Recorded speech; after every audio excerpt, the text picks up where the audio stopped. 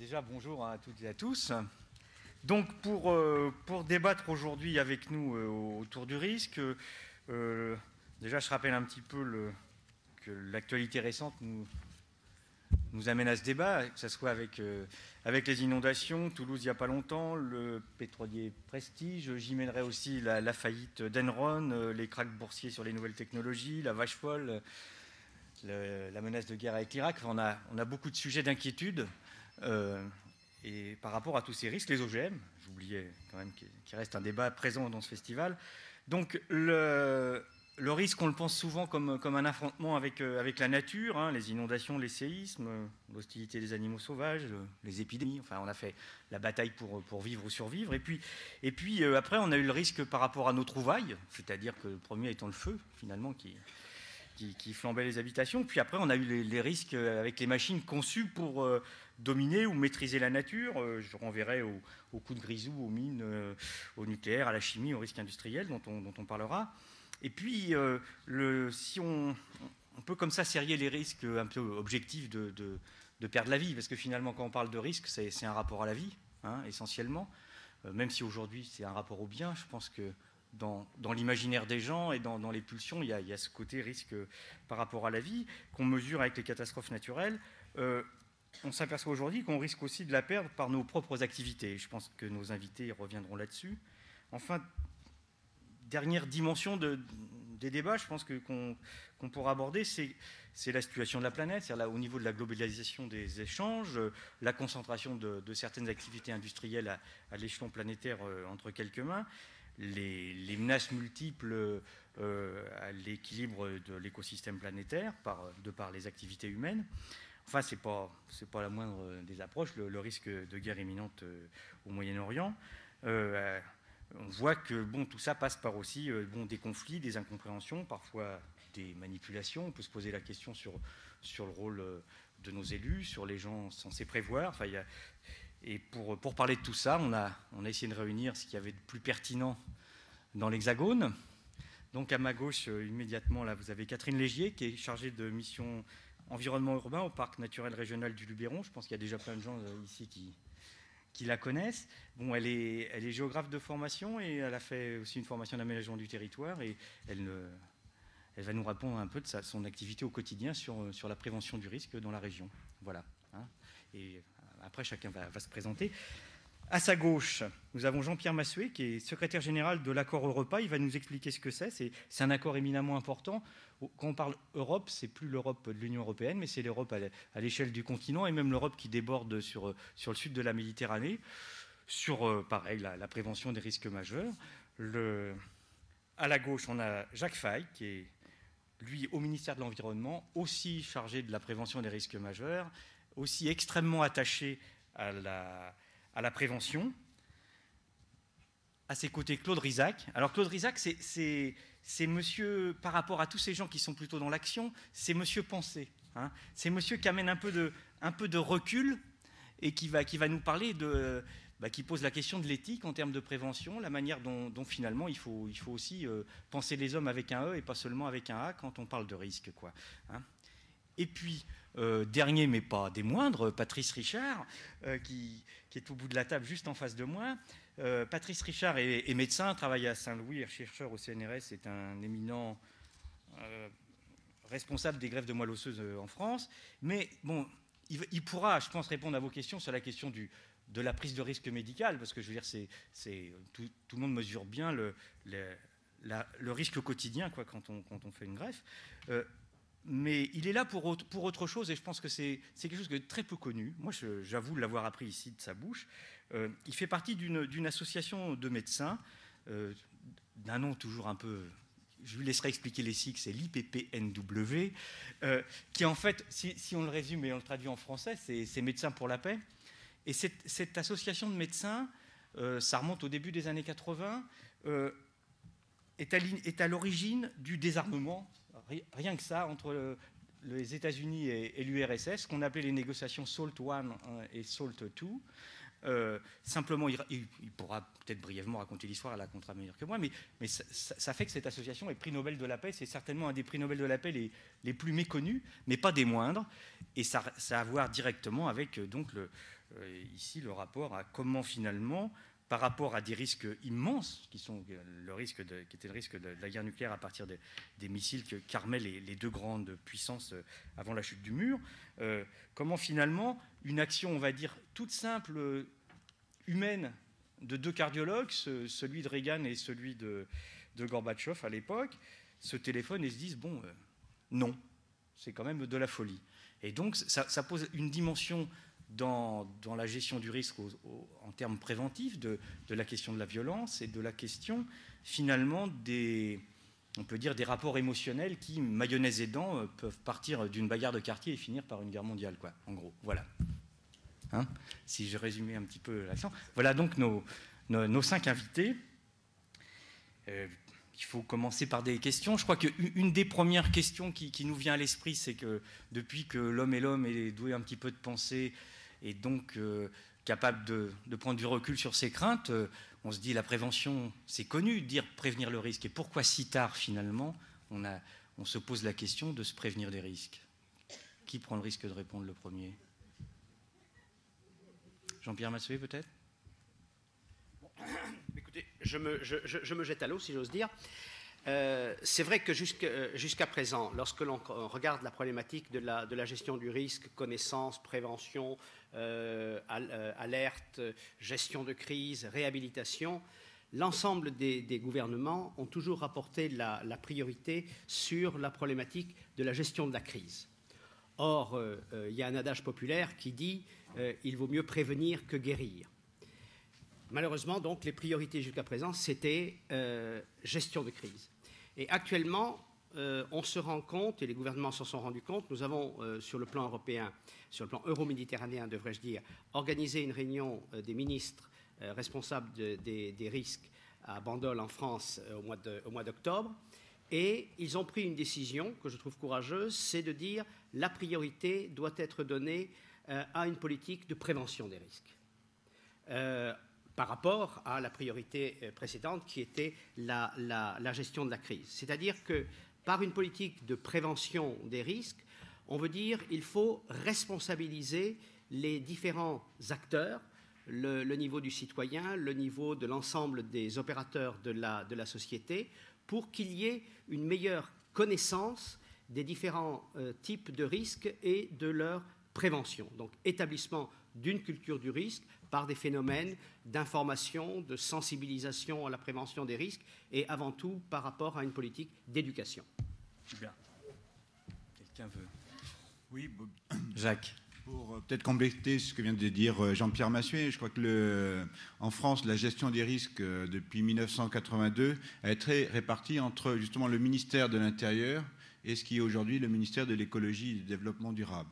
Jusque-là, dans la gestion des risques, l'approche intervention, réparation et l'approche prévention étaient dans le même ministère, hein, en l'occurrence le ministère de l'Intérieur. Et on a toujours privilégié l'intervention et la réparation d'urgence plutôt que la prévention parce qu'on se trouve à un moment, après une catastrophe, où il y a une très forte attente des populations et le politique se sent obligé de répondre à cette forte attente. Et la prévention, c'est ce qui restait après. Et en général, il ne restait pas grand-chose.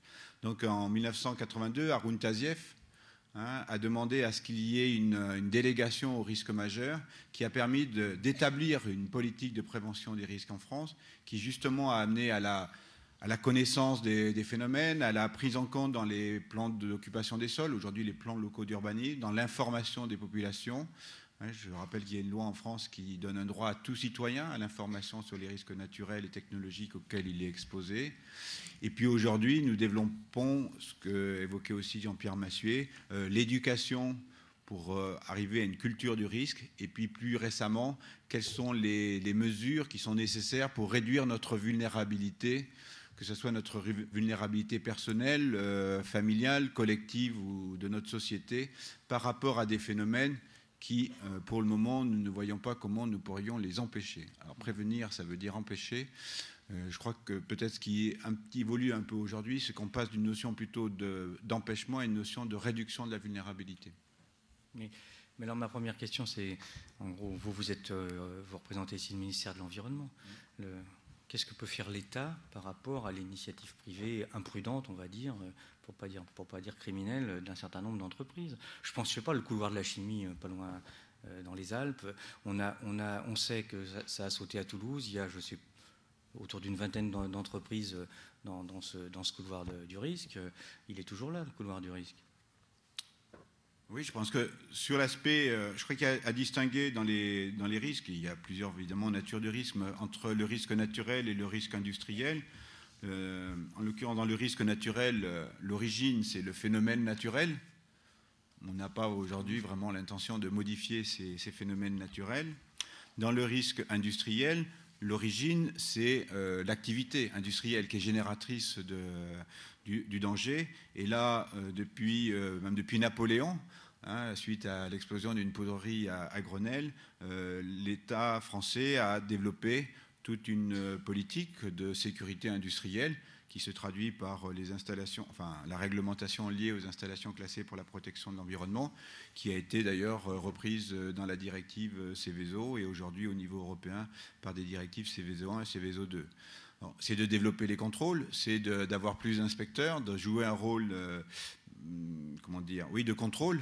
C'est vrai que ça laisse une part importante à l'industriel, si on reste sur le champ unique d'une industrie, de veiller lui-même à la sécurité des installations. Alors, je crois qu'il y a un aspect un petit peu à prendre en considération, c'est qu'une entreprise, c'est une entreprise économique, elle doit faire du profit pour se développer, mais elle doit aussi continuer à fonctionner, parce que le jour où l'usine explose, il n'y a plus de profit parce qu'il n'y a plus d'usine. Donc il y a à trouver ce juste équilibre-là. La question qu'on se pose aujourd'hui, c'est comment on peut généraliser cette approche de prévention des risques à l'ensemble des risques. C'est-à-dire que c'est vrai que l'industriel doit prendre des précautions, le citoyen doit veiller à ce que l'industriel prenne des précautions, mais est-ce que lui-même prend des précautions par rapport aux risques auxquels lui-même il est soumis ? Voilà, je crois que c'est d'avoir une vision cohérente dans la gestion des risques et en particulier dans l'approche préventive des risques. Mais alors, question immédiate, de dire, quand on parle en termes de politique, quels moyens avez-vous, vous, de...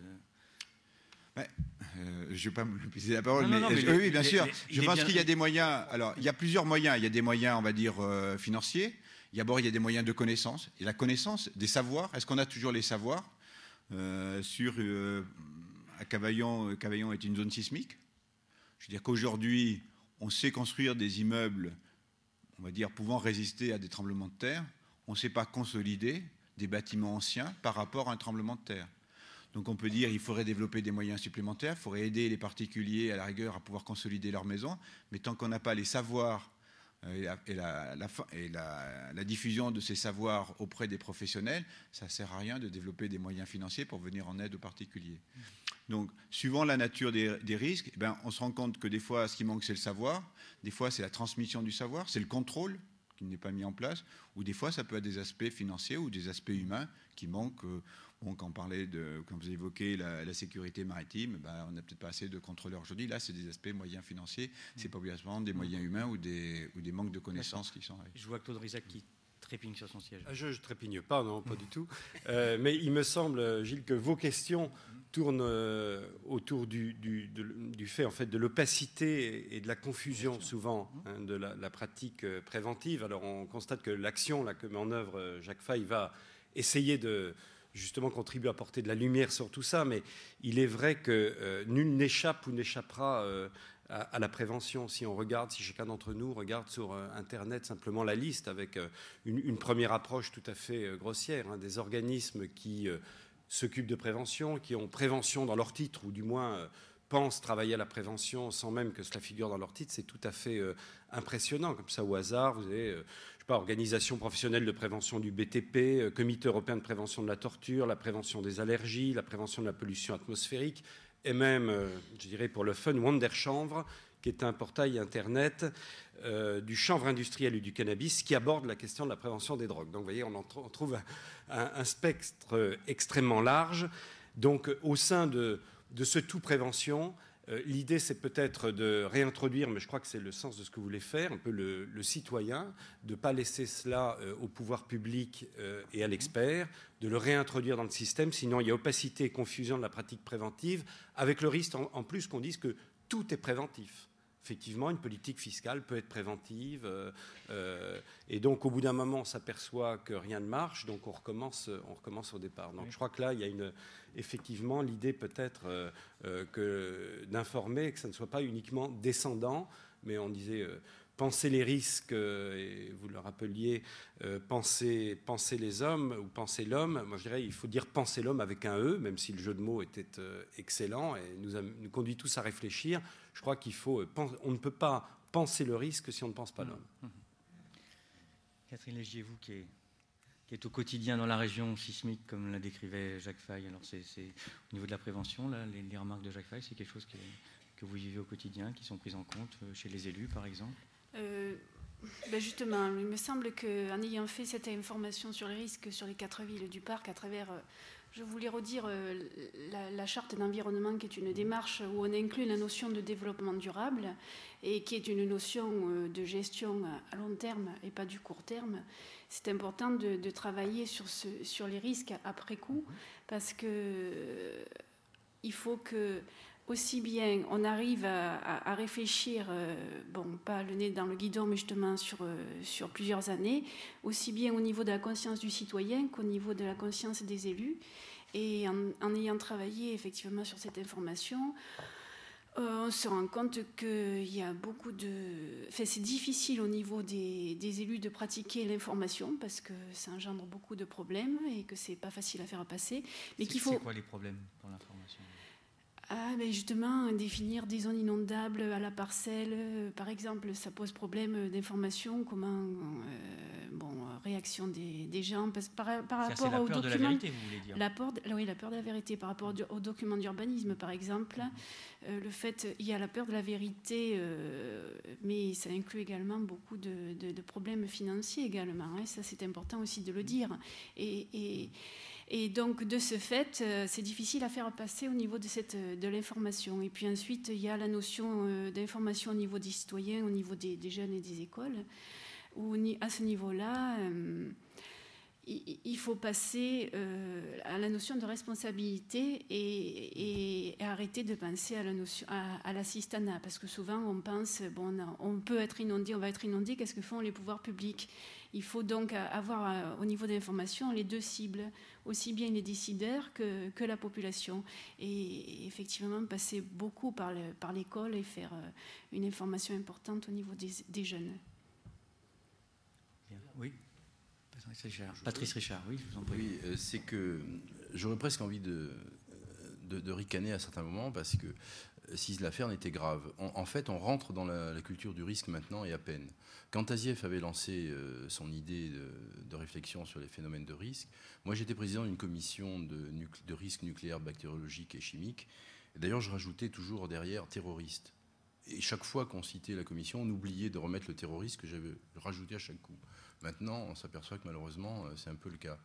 Et j'étais donc sur Toulouse et la région. Et voulant faire du bon travail, j'avais commencé à envoyer différents groupes d'experts travailler sur différents sujets toulousains. Et j'avais envoyé mes collègues du CNRS, les chimistes, examiner l'usine AZF. Et ils étaient revenus au bout de 3 jours. Ils étaient rentrés non sans difficulté dans l'usine pour avoir le droit de faire leur enquête. Mais en rentrant, ils m'avaient dit ça va péter, ça pètera. Et j'ai dit quand? Ça pètera, ça peut péter demain, dans 15 jours, dans 3 semaines, mais ça doit péter. Et ça a pété. On a fait un rapport à l'époque. Je ne sais pas où a atterri ce rapport. Il a dû être enterré dans un 25e tiroir à la préfecture. Et ça n'a servi à rien. Parce qu'à l'époque, personne n'était sensibilisé sur la question du risque. Aujourd'hui, peut-être que ça serait différent. Donc je pense qu'il y a quelque chose qui s'est passé. Alors, j'aurais eu tendance à ricaner, comme je dis, mais il n'y a pas de quoi ricaner, parce qu'il y a quand même eu pas mal de morts et beaucoup de dégâts. Mais c'est vrai que si on est rentré dans cette culture du risque et qu'on commence à se poser des questions, peut-être qu'on va faire des progrès, et il est temps d'y aller en tous les cas. J'ai une réflexion tout à fait personnelle par rapport à ça. C'est-à-dire que je trouve ça très très bien une fois posé qu'il faut responsabiliser les gens. Mais est-ce que la culture de risque, ça ne risque pas de masquer la responsabilité des gens qui nous font courir des risques? Claude Massuet. Non, effectivement, vous avez raison. Ça peut être un effet pervers. Il y a aussi, si vous voulez, et je répondrai, je crois qu'il y a une chose aussi qui est importante, c'est que une politique de prévention des risques, à première vue, est une chose extrêmement logique. Et pourtant, il y a toute une série de facteurs inhibants par rapport à la mise en place d'une véritable politique de prévention du risque. Si vous prenez les industriels, comme c'était dit, si vous voulez, le secteur industriel est un secteur de compétition. Donc effectivement, si dans un pays, on décide que les industries doivent prendre un certain nombre de mesures par rapport à une prévention des risques, ça veut dire des investissements, ça veut dire un prix de revient des produits qui est un peu plus élevé, et par rapport à une politique de compétition, il y a problème. C'est pour ça que c'est là où l'Europe peut apporter quelque chose, parce que les textes qui concernent une politique, par exemple, de prévention des risques sur le plan industriel, par définition, ça devrait être pris sur le plan le plus large possible, sur le plan européen. Et c'est pour ça que, par exemple, le train des directives Seveso est une chose extrêmement importante par rapport à la problématique du risque industriel, parce que l'ensemble des pays qui sont, entre guillemets, en compétition vont se retrouver avec les mêmes règles par rapport à une politique de prévention du risque. On retrouve, si vous voulez, pas le même type de problème, mais des facteurs inhibants par rapport à l'individu. Bien souvent, l'individu n'est pas très réceptif à une politique de prévention des risques. La plupart des gens disent, par rapport à, lorsque l'on essaye de les informer par rapport à une politique de risque, c'est le principe de NIMBY, c'est pas dans mon jardin, c'est toujours l'autre qui risque le problème. Et puis ensuite, c'est vrai que si vous avez un terrain et si on vient vous annoncer que votre terrain, parce qu'il est en zone inondable ou je ne sais pas pourquoi, va diminuer d'un facteur 10, eh bien, vous n'êtes pas content. Donc c'est vrai qu'il existe une série de problèmes qu'il faut résoudre par rapport à une information, une éducation à la politique de prévention des risques. Et en plus de ça, et vous le soulignez dans votre intervention, et tout à l'heure on en discutait à table, et c'est vrai que je reconnais qu'on n'a pas fait suffisamment attention à ça, en tous les cas de mon côté. C'est vrai qu'il y a des effets pervers. Il faut faire attention qu'on ne fasse pas porter le poids de la responsabilité uniquement sur le citoyen à partir d'un grand effort de sensibilisation à la prévention des risques, et que les opérateurs qui sont à l'origine en réalité des risques voient leur responsabilité portée par le citoyen plutôt que sur la couche des opérateurs premiers. Parce que sinon on se retrouve prisonnier du système technologique, c'est-à-dire que on laisse proliférer des usines dangereuses et puis nous on paye les dégâts, je veux dire. C'est quand même un danger. Je veux dire, la manière dont vous répondez en disant bien tout de suite qu'il faut prendre une dimension européenne, ça montre bien aussi que, je veux dire, on ne sait plus trop le rôle de notre État à nous, par exemple. Oui, mais c'est la réalité du terrain. C'est la réalité du terrain. On sait très bien que sur un plan économique, qu'est-ce que font beaucoup d'industriels ? Ils vont aller implanter leurs usines de production dans les pays où la législation, en termes environnementaux, en termes de loi du travail, leur permet de produire dans des conditions qui sont les meilleures pour être le plus compétitif possible. Et ça, c'est un grand problème de la mondialisation. Et là, il faut y faire attention. Autrement, tout ce que l'on dit en politique de vœux pieux en ce qui concerne les politiques de prévention des risques, je dirais que c'est un petit peu, on peut se poser certaines interrogations. On les entend bien là. Oui. Oui. Simplement souligner une difficulté qu'on vient bien de percevoir par votre intervention, c'est que qui dit prévention des risques dit des décisions qui sont d'ordre politique, et au cœur de la décision, il y a toujours la preuve. Et la preuve, elle ne peut être apportée que par l'expert, que par l'ingénieur, que par le médecin. Donc de fait, je dirais que le citoyen se trouve exclu. On le renvoie, comme vous le signalez avec tous les dangers, on le renvoie à assumer des risques, mais quant à la prise de conscience des risques, à la définition, la détermination des risques, par le caractère même de cette preuve qui est au cœur de la décision, il en est exclu. Mais alors, bon, j'entends bien qu'il faille une expertise, oui. Je voulais... vous allez pouvoir enchérir, je pense, vous allez voir. J'admets l'expertise, mais déjà, il faut savoir qui est l'expert, d'une part, et d'autre part, qui arbitre. Parce que les experts, ils ne sont pas forcément d'accord, qui les paye. Et c'est le politique qui doit arbitrer, bien clairement. Oui, je crois que c'est le politique, mais je crois qu'il y a un aspect, si vous voulez, dans ce qui est... Il faut bien voir que jusqu'à aujourd'hui, enfin jusqu'à assez récemment, le citoyen a un peu délégué sa sûreté à un certain nombre d'autorités, que ce soit des autorités locales ou des autorités nationales d'ailleurs, hein, ça dépend des pays. Et ces autorités ont développé en fin de compte 2 stratégies, une stratégie d'intervention et de secours, en gros il faut beaucoup de camions rouges, et puis une autre stratégie a été de dire je vais développer une solidarité pour que celui-ci qui est sinistré puisse vraiment bénéficier d'une réparation intéressante pour qu'il puisse redémarrer par le jeu de la solidarité. Alors, je crois que ce qui est nouveau aujourd'hui, mais sans remettre en cause cette logique-là, c'est ça la difficulté aujourd'hui, c'est de dire qu'il faut développer une autre stratégie qui vise à réduire notre vulnérabilité. Et ce qu'on n'a pas aujourd'hui, c'est autant le premier volet s'appuie sur une politique avec tous ces outils correspondants en matière d'intervention, en matière d'assurance. Il y a toute une panoplie d'outils qui existent aujourd'hui avec une répartition des compétences, des obligations des uns et des autres, et qui ne concerne pas l'individu d'ailleurs, hein, qui va concerner les autorités ou quelques générateurs de risques, les industriels et autres. Et de développer une autre démarche qui vise à réduire la vulnérabilité à tout niveau, au niveau haut, mais aussi au niveau bas, au niveau individuel, ça nous oblige à développer une politique qui aujourd'hui est en train de se monter, dont il faut aussi définir les outils, définir la répartition des compétences. Je prends quelque chose de relativement simple, hein, sans tomber dans des choses très compliquées. Eh bien, lorsqu'il y a une cavité souterraine, alors ce n'est pas le cas ici dans la région, mais vous avez en Normandie des marnières, qui sont des anciens puits où on ramassait la chaux pour amender les sols. Eh bien, si on découvre une marnière qui est à cheval entre une propriété privée et une propriété publique, comme la route par exemple, qui a la compétence pour boucher la marnière?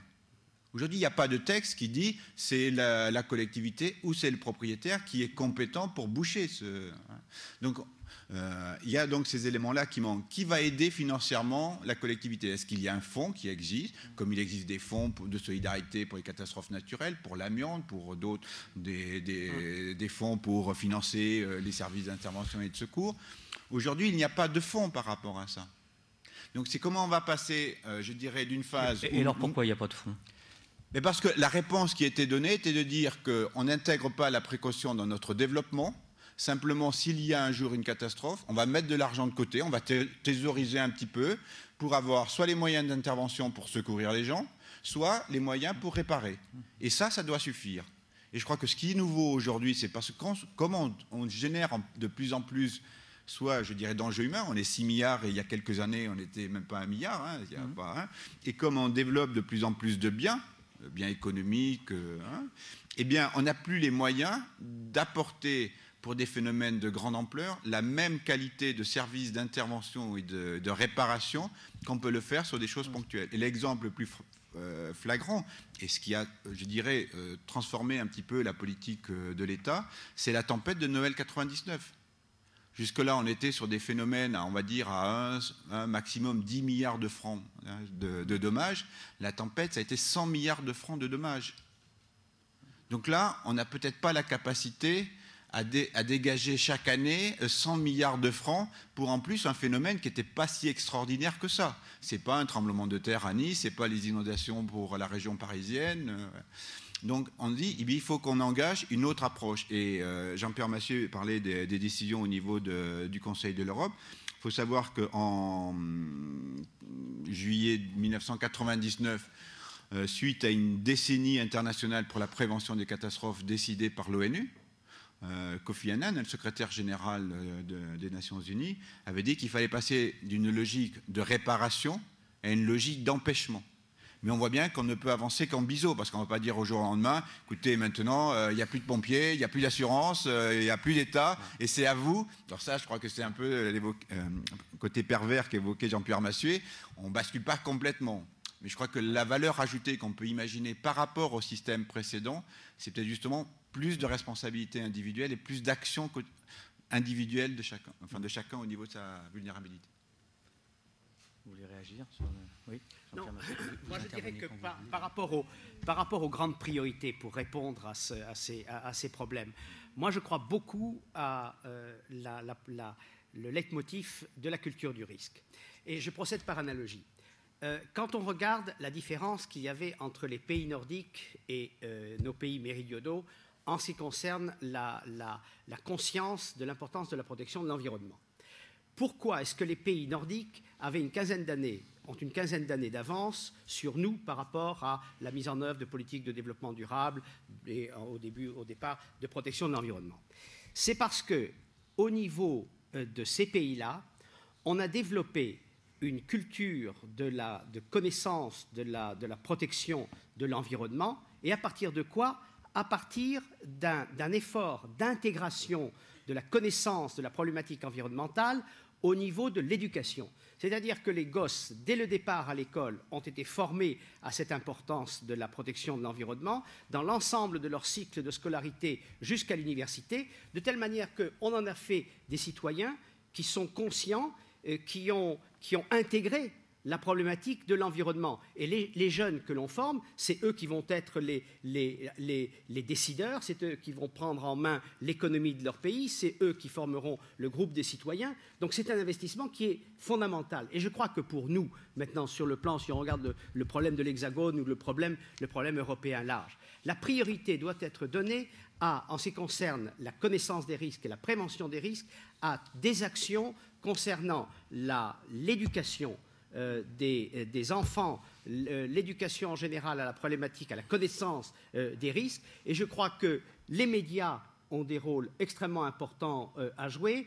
L'éducation nationale a un rôle extrêmement important à jouer. Avec Jacques Faye, on est en train de développer des initiatives pour utiliser l'idée de la radio couplée avec Internet pour sensibiliser les citoyens, les enfants à la prévention des risques. L'utilisation du cinéma, du film pour organiser des séances de projection, pour animer des débats au service de la prévention des risques. Forcer l'éducation nationale à intégrer des programmes obligatoires à l'intérieur du cycle éducatif. Je crois que si l'on fait ça, je ne dis pas que c'est la solution, mais je dis que c'est une des conditions sine qua non pour avoir une véritable politique de prévention des risques. Car si il est évident qu'il faut une partie normative, une partie réglementaire, mais pour que vous savez très bien que les réglementations, le citoyen normal fait tout ce qu'il peut pour essayer la plupart du temps de contourner, de trouver des trucs pour ne pas y répondre directement. La seule solution pour répondre à ça, c'est l'éducation et l'établissement d'une culture du risque. Oui, mais chacun... Bravo. Bravo, mais un bémol tout de même. Chacun dans sa spécialité. Là, on évoque des risques subis, soit qu'ils viennent d'événements naturels, soit qu'ils soient provoqués par l'activité humaine et notamment l'activité économique. Mais quand on parle de prévention, on l'a dit tout à l'heure, on recouvre aussi des domaines qui ont trait au comportement des personnes, à notre propre comportement. Alors, dès qu'on parle éducation, il faudrait dans les écoles, il faudrait dire, il faut, etc., ce qui est probablement parfaitement utile. Je crois qu'il faut faire, et c'est là qu'il faut introduire peut-être de l'éthique dans la prévention, il faut faire peut-être la partition, elle est difficile à faire, entre ce qui est du domaine de notre comportement citoyen, dans le domaine de gestes qui concernent l'environnement, et là je crois qu'on ne peut pas le nier, il faut l'inculquer, il faut essayer de l'inculquer. Mais quand on arrive à ce qui concerne le comportement de la personne privée, et là on est dans tous les domaines de santé publique, là je crois qu'il faut être plus circonspect. Je crois que j'ai entendu parler, par exemple, dans le domaine de la nutrition, d'actions citoyennes. Moi, je regrette, je trouve que se nourrir bien, ce qui peut prévenir des maladies, manger équilibré, avoir un mode de vie équilibré, c'est très très bien. Mais ce n'est pas un acte citoyen. Consommer, je me lance, mais consommer des frites 2 fois par jour avec des saucisses, c'est pas manger équilibré, mais ça n'empêche pas qu'on reste un citoyen parce que ça, c'est inaliénable. Donc je crois qu'il faut faire très attention dans notre volonté préventive de s'arrêter de temps en temps et de réfléchir à ce qu'il est légitime d'engager, d'enseigner et d'entamer. Surtout quand on passe de cette sphère du comportement public à la sphère du comportement privé. Et je crois que c'est important. C'est vrai que dans le domaine de la santé publique, je dirais que la santé publique est victime presque dans le domaine de la prévention des succès de la médecine. Un des grands succès de la médecine, c'était d'enrayer certaines maladies par le vaccin. Et c'était un progrès et un succès. Donc il ne faudrait pas penser que sur certains maux, on pense aux addictions, on pense à d'autres, il y aurait un vaccin social. Et souvent, les experts ont tendance à le penser. Réintroduire de l'éthique dans la prévention, je fais allusion à un débat d'actualité, je m'excuse, je m'éloigne de vos sujets, messieurs, mais on reste dans le domaine de la prévention. C'est bien parce que ça donne du recul. Voilà. C'est, par exemple, le débat qu'il y a eu sur le problème des sans domicile fixe. Est-ce qu'il est légitime, c'est un débat qu'il y a quelques jours, de contraindre des sans domicile fixe à intégrer des foyers, parce qu'on les prenne, on les mette dans des camionnettes pour intégrer des foyers? Pas forcément. Alors on dit oui, mais si on ne le fait pas, là il y a un droit d'intervention parce qu'ils font mourir. Alors là, ils vont mourir. Alors là, on regarde la question de l'efficacité et on s'aperçoit, en écoutant Xavier Emmanuelli, que même l'efficacité n'est pas au rendez-vous parce que généralement on sait où se trouvent les sans domicile fixe et s'ils savent qu'ils seront contraints à aller là où ils ne veulent pas aller, ils se cachent et là ils risquent de mourir sans qu'on puisse leur porter assistance. Donc, ce n'est pas les prises de position, mais simplement peut-être mettre un projecteur, un projecteur sur la complexité de ces questions de prévention. Il ne suffit pas d'éduquer, il ne suffit pas d'aller à l'école, il y a plein d'autres questions qui se posent. Se poser des questions ne doit pas nous empêcher d'agir. Il y a des crédits pour aller les chercher et les amener à l'hôpital de force, mais il n'y a peut-être pas des crédits pour leur acheter un duvet haute montagne qui les empêcherait de crever de froid, alors que c'est pas cher. On a compris que Claude Rizac était contre le vaccin anti-pauvres et les flics de régime. Mais ça... Catherine Légier. Et moi, je voudrais réagir après sur quelque chose, vous poser une question. Allez-y. Moi, je voulais revenir sur la notion de culture du risque et sur le fait que il peut y avoir une information au niveau individuel, au niveau des décideurs, mais il faut également et ce qu'on retrouve actuellement, c'est qu'il y a les élus, il y a les entreprises, il y a les associations, et puis au niveau individuel, il y a des gens qui réagissent peu, parce que surtout les associations qui se font entendre et qui ne sont pas toujours bien comprises. Et je voulais parler de la concertation, parce qu'on parle d'information, mais il faut également à ce moment-là penser à concertation. Et comment faire la concertation, qui est la base d'échange entre justement les gens qui décident et les gens qui sont chez eux, qui n'ont pas une certaine formation sur tous les domaines. Et je crois qu'il faut beaucoup travailler pour justement avoir une gestion à long terme des choses et des risques, par exemple, sur une façon d'aborder la concertation, parce que toute personne ne peut pas dire ce qu'elle pense. Et comment entreprendre ces échanges et cette concertation? Avant, je vais vous poser une question, parce que c'est pour réagir sur ce que vous avez dit, en particulier vous, Claude Massuet.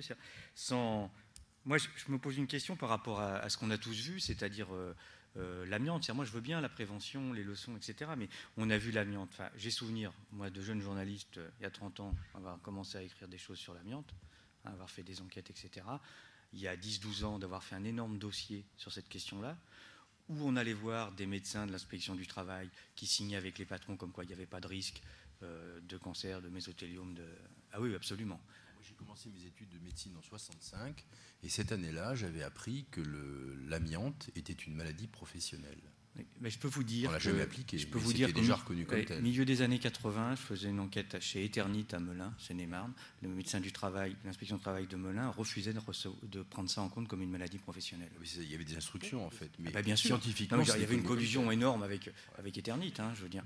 Donc, pour dire l'amiante, on sait aujourd'hui que c'est dramatique. Je veux dire, je ne parle même pas en coût. En fric, mais en coût humain, c'est un cancer, pour ceux qui ne savent pas, qui se développe 25, 30, 40 ans après, je parle sous contrôle des médecins, après avoir été exposé aux fibres d'amiante. Bon, on le sait depuis longtemps, on a continué simplement parce qu'on peut dire que c'est pour préserver la marge de l'entreprise, je veux dire. Et quand on l'a interdit en France, on a continué à le faire sortir de la mine en Afrique par les mineurs, des pays d'origine, enfin je veux dire, je ne me rappelle plus où sont les mines, mais c'est dans le centre-Afrique. Il y en a en Corse. Donc aujourd'hui, on sait que c'est éminemment dangereux.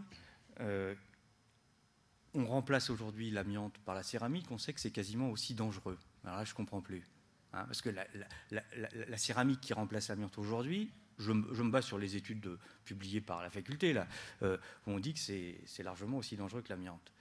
Et pour celles qui ne sont pas publiées, que je sais aussi des chercheurs de la Pitié-Salpêtrière, sur la question de la laine de verre, qui va aussi vers des cancers. Et tout ça, on le sait et c'est en vente. Alors, la leçon de l'amiante ne suffit pas, finalement, si vous voulez. Elle pourrait, à la limite, servir maintenant de prévention, d'horreur, de dire non, on ne recommence pas et on continue. Alors quel pouvoir on a par rapport à ça? Moi, je pense que la réglementation les gens qui font la réglementation, qui mettent en place des règles d'utilisation de tel ou tel matériau, en fait, ils suivent l'état des connaissances scientifiques et techniques du moment. Si on n'a rien pour remplacer l'amiante, il n'y a pas d'interdiction sur l'amiante. Le jour où il y aura une molécule qui sort, etc., à ce moment-là, on interdit tout de suite l'amiante et on favorise cette molécule. Donc ce n'est que comme ça que ça marche. Donc si on n'a rien trouvé pour remplacer l'amiante, des molécules, des succédanés, etc., même s'ils ont des inconvénients, ils ne seront pas interdits. Ça pose un problème quand on parle de prévention.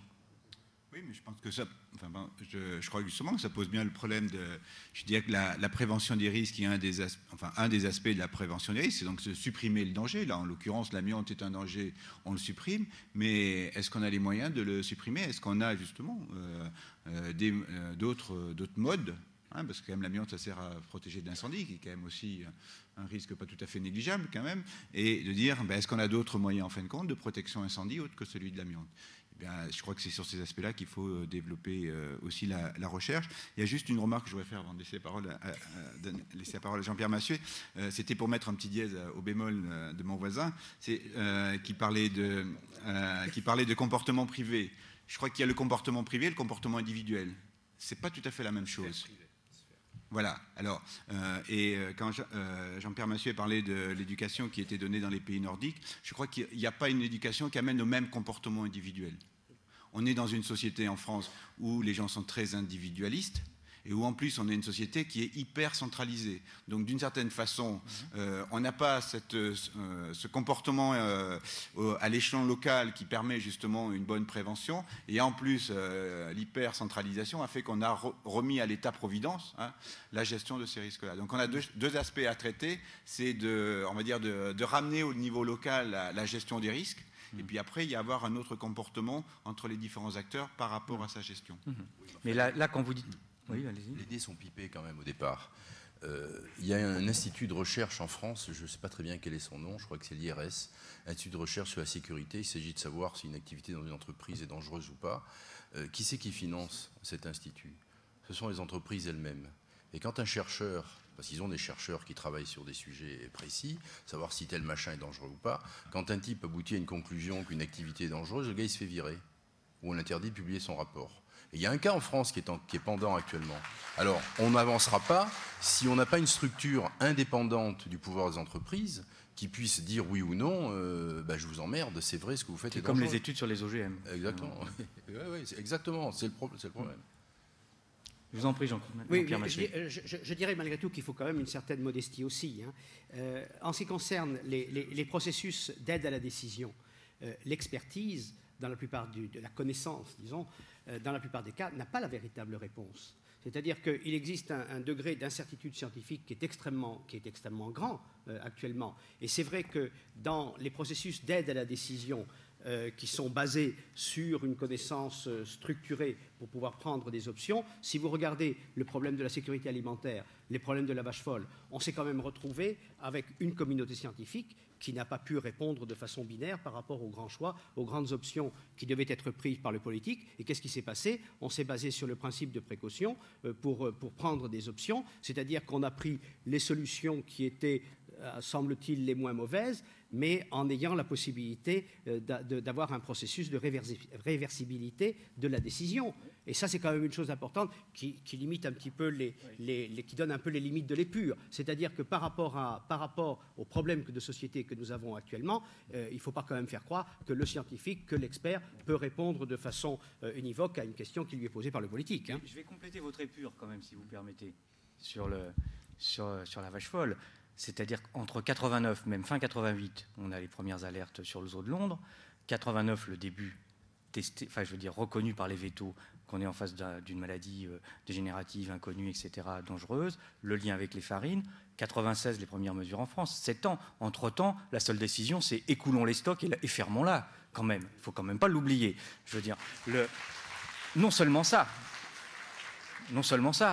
les dépôts de plainte de paysans par rapport aux importations de farine animale, etc., sont toujours bloqués chez un juge d'instruction à Nantes. Ça n'a pas avancé du nonce. Et par contre, il y a dans 4 jours, Beauvais passe au tribunal pour insulte aux fabricants de farine animale sur les déclarations sur la vache folle. Vous voyez, je veux dire que... Non, c'est pour redonner l'épure. Et je veux un tout petit peu continuer là-dessus, parce que pour remonter en amont sur l'épure, qui pose toujours la question, mais où on n'a pas de réponse forcément, mais je veux dire que pourquoi on arrive à la vache folle, c'est quand même, je veux dire, l'industrialisation de la vache laitière. Hein. Je veux dire qu'il faut, si vous voulez, moi comme citoyen par rapport à la question des risques, les questions que je me pose, c'est ce que je peux largement accepter comme ma part de vivre, parce que dès l'instant que je vis, je sais que je vais mourir, donc c'est le premier risque que je prends en naissant, et je suis prêt à assumer un tas de risques, y compris avoir un comportement raisonnable par rapport à ça. Mais il y a des risques qui me sont imposés, où on ne m'a pas demandé mon avis, qui sont complètement évitables. Hein. Et je veux dire, sur cette histoire de la vache folle, elle est exemplaire. C'est-à-dire qu'il y a une accélération folle de l'industrie, alors là, c'est sous l'effet, on dit très globalement, comme ça, de la globalisation économique, de la concurrence, tout ce qu'on veut. C'est-à-dire qu'en gros, moi, quand j'étais gamin, une vache faisait 1500 litres de lait, elles en font 7000, voire 12000. Hein. C'est ça, la farine animale. C'est ce qui permet de passer des 1500 litres de mon enfance chez ma petite vache bretonne à 12 000 litres chez une prime Holstein aujourd'hui. C'est ça, l'explication des farines animales. Bon, en dehors du fait qu'après, il y a 3 oiseaux qui ont voulu modifier la température. Hein. Mais je veux dire, le fond du problème, c'est ça. Donc, est-ce qu'on peut penser à une prévention des risques sans penser, je dirais, les causes premières des phénomènes? Sinon, on construit une usine à gaz. C'est-à-dire que vous êtes en train de me dire qu'on trouve des solutions à des problèmes posés par des choses... On ne résout pas le problème. On résout le problème posé par le problème.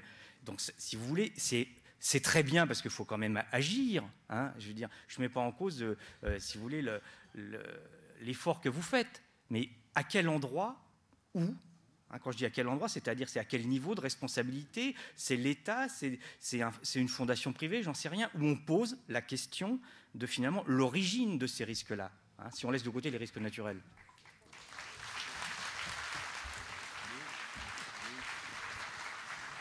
Toujours, je pense que le système est perverti parce que, bon, Garetta était en prison, on sait tous pourquoi, et finalement, bon, c'était normal. Mais il y a un grand laboratoire, je ne citerai pas parce que j'ai appris que si on cite des noms, même si c'est vrai, on a des avocats, on est condamné, alors je ne veux pas avoir des frais d'avocat dans les jours qui viennent, donc vous le déduirez vous-même, c'est pas Pasteur, c'est pas le sang transfusion. Il y a donc des plasmas congelés qui ont été vendus, notamment à la Tunisie, dont on savait qu'ils étaient contaminés par le sida. Voilà, ce bonhomme a exporté ça en toute tranquillité et il est toujours indemne d'accusation de quoi que ce soit. Et comme là-bas on ne fait pas trop bien le diagnostic, donc on ne peut pas tellement accuser la source. Voilà. Donc le système est vraiment perverti. Oui. On veut améliorer le truc, mais on laisse quand même faire des gens impunément des choses qu'ils ne peuvent pas faire. Et si on prend l'affaire de Métaux Labo, là, au Métalabo, là aujourd'hui, c'est dont on parle ces jours-ci, on est typiquement dans ce cas de figure. Voilà des gens qui se sont assis sur des règlements, qui n'ont appliqué aucune règle, qui s'en sont fichus, et maintenant ils partent, les trucs partent en Suisse, c'est fini, et puis en plus il y a 800 salariés sur le carreau. Et démerdez-vous. Oui. Il y a le problème n'est quand même pas facile, parce qu'il y a une notion sur laquelle moi j'ai beaucoup de réflexion, c'est le problème de l'acceptabilité d'une frange de risque. Le risque zéro n'existe pas, par définition. Quand vous allez dans la rue, vous avez une certaine probabilité pour avoir un accident. Et vous acceptez, vous intégrez ce risque et vous sortez dans la rue. Ce qu'on essaye de faire, c'est de diminuer, de présenter un certain nombre de mesures pour limiter la réalisation de ce risque lié à un accident, lié à un pot de fleurs qui vous tombe sur la tête, etc. Mais c'est une chose qui est très, très dangereuse. Dans le domaine nucléaire, on a connu ça. On a dit, il y a on accepte qu'il y a une zone de non-contrôle du risque, et en prenant cette notion d'acceptabilité de non-contrôle du risque, on dit, on contrôle donc le risque. Et ça, c'est une chose qui est extrêmement dangereuse, mais c'est un grand problème, parce que si on est honnête, quel que soit le domaine médical, le domaine alimentaire, le domaine de la vie domestique de tous les jours, il n'y a rien à faire. Le risque zéro n'existait pas, et il faut avoir cette espèce d'équilibre entre un risque que vous malgré tout que vous acceptez tout en essayant de le diminuer au maximal. Mais c'est vrai que ça n'est pas, cet équilibre est un équilibre qui est très difficile. Ça c'est sûr, mais il y a aussi des... On va vous passer la parole dans pas longtemps. Il y a aussi l'exemple de Patrice Richard, c'est-à-dire que lui, il ne cherche plus l'équilibre avec son association de médecins, il dit non, il résout la question à la base, c'est-à-dire qu'il dit on arrête avec les têtes nucléaires, et bon, c'est l'histoire que je racontais très très brièvement. Vous voyez, c'est-à-dire que là on peut parler de citoyenneté, on peut parler de reposer le problème à la base, et pas rester dans les tuyaux de l'usine à gaz, quoi. C'est ça que je voulais dire, oui, si vous voulez. Mais, si l'on prend évidemment des domaines comme ça, c'est assez clair. Mais moi je parle des domaines plus classiques de la vie courante, si vous voulez, où il y a un principe qui est qu'actuellement, dans l'état des connaissances, le risque zéro n'existe pas. Bien sûr. Oui, mais oui, vas-y. Ah. Bon, alors, on dit non. Pourquoi on dit non? Vous allez voir, c'est très simple. On a accumulé des missiles nucléaires à gauche et à droite, en Russie, en France, aux États-Unis, 30 000 aux États-Unis, 35 000, peut-être même 45 000, je ne sais pas. Là, je suis en 1983. À peu près autant en Russie, peut-être un petit peu plus. Et puis les Chinois, 400 ou 500, la France, 52 à l'époque, enfin ainsi de suite. 52, vous avez dit. Ouais, mais à l'époque. On est arrivé, je crois, à 200 et quelques. Puis il y a ceux des sous-marins qui ne sont pas les mêmes. Enfin, il y avait le plateau d'Albion, puis il y avait les sous-marins. Donc, on accumulait des missiles, et donc les médecins se sont dit, mais dans les conflits, il y a des services santé dans les armées qui sont censés traiter les blessés de guerre, etc. C'est-à-dire ce qu'on a vu en 14, la boucherie, où vous avez des médecins aux avant-postes qui coupent, qui amputent d'ailleurs, ils ne peuvent rien faire d'autre, ils amputent. Et puis quand c'est un ventre ouvert, on meurt. Voilà. Alors, on a cru longtemps que la guerre et les services de santé pouvaient comme ça gérer des conflits. Puis un jour, il y a eu les armes nucléaires. Et puis il y a surtout eu Hiroshima et Nagasaki. Et les médecins se sont dit, mais attendez, qu'est-ce que vous croyez qu'on va pouvoir faire quand vous aurez balancé une bombe atomique sur une ville ou sur un pays dans un coin quelconque? Est-ce que vous croyez que les services de santé pourront faire quelque chose? Alors, j'étais pas bien à Hiroshima, j'étais un peu né, mais pas depuis très longtemps. Mais j'ai vu un film sur Nagasaki fait par Serge Viallet, qui est un film remarquable parce qu'il reconstitue complètement l'histoire, et puis il y a des documents. Et on s'aperçoit que quand la bombe a pété sur Nagasaki, dans la seconde qui a suivi l'explosion, l'école de médecine, 400 médecins, infirmiers, crac, plus personne. Tout avait brûlé. Plus d'eau, plus d'électricité, plus de routes, plus de voitures, plus de pompiers, plus d'ambulances, plus personne. Alors, dans ce cas-là, on dit aux médecins, qu'est-ce que vous allez faire? Nous, on dit, on ne peut rien faire. Alors, c'est pour ça qu'on dit non. Si vous ne voulez pas qu'on se soit dans une situation où on ne pourra rien faire, si vous ne voulez pas être dans cette situation, eh bien, on ne fait pas d'armes nucléaires, on décide d'arrêter, on fait un désarmement, on se met d'accord entre nous et on va au désarmement. Alors, quand je vois le dessin de Planète Touriste, là, de l'affiche de ce festival, elle est absolument géniale, c'est exactement ça. En plus, il y a le doigt qui va appuyer sur le bouton. On en est là, hein, on en est là. On est dans une situation... Ce type qui a dessiné cette affiche, il est génial. Moi, Monsieur Serre. Ah ouais. J'aimerais le voir, hein, parce que vraiment, elle est bien. Elle est au cœur de la question. Et j'aimerais lui serrer la main, ce monsieur. Et d'ailleurs, je veux son affiche. Ceci dit, je la mettrai dans mon bureau à l'hôpital. Ceci dit, quand on sait qu'on ne peut rien faire, donc la seule solution, c'est la prévention. Effectivement, en essayant de faire une prévention, quand on a réussi à faire susciter les accords SALT I et SALT II entre les Russes et les Américains, on avait quand même fait un pas en avant. Là-dessus, je me souviens avoir été à un congrès à Pékin, organisé par les Chinois, un congrès de notre organisation, où les Chinois eux-mêmes, qui ont un peu la trouille dans le sud-est asiatique que ça aille mal, à cause de la Corée, parce qu'ils savent très bien que leurs voisins, depuis de nombreuses années, en Corée du Nord, avaient des intentions précises sur les missiles nucléaires. Donc les Chinois aussi voulaient qu'on aboutisse à un désarmement. Et là, on était en 99, mais c'était avant l'arrivée de Bush. Alors évidemment, beaucoup de choses ont changé depuis, et je veux dire qu'on se retrouve 20 ans en arrière. Chazov, qui était le cardiologue de Gorbatchev à l'époque des accords entre Reagan et Gorbatchev, a dit on est reparti 20 ans en arrière. On l'a vu à un congrès récemment à Washington. On est reparti 20 ans en arrière. Ceci dit, on avait fait du travail entre 83 et 99-2000.